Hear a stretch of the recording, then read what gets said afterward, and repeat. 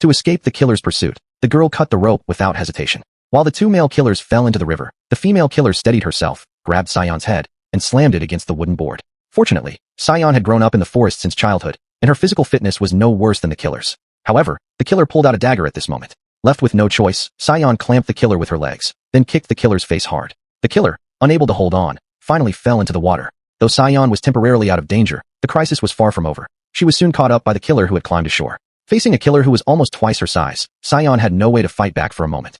As the killer threw a heavy punch, Sion lost all ability to resist. This made the killer want to tease Sion, but this gave Sion a chance, and their situation reversed instantly.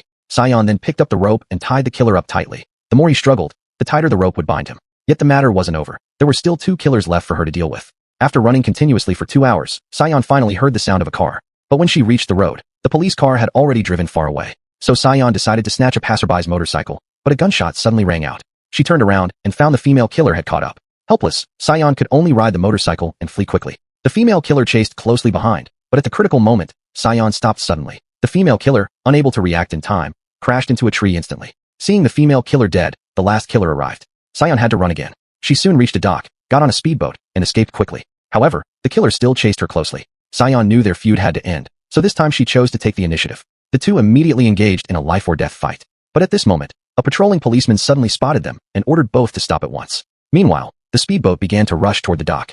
Sion jumped into the river to take cover without hesitation. The injured killer could only watch helplessly as he crashed into the dock. With a violent explosion, Sion finally avenged her grandmother.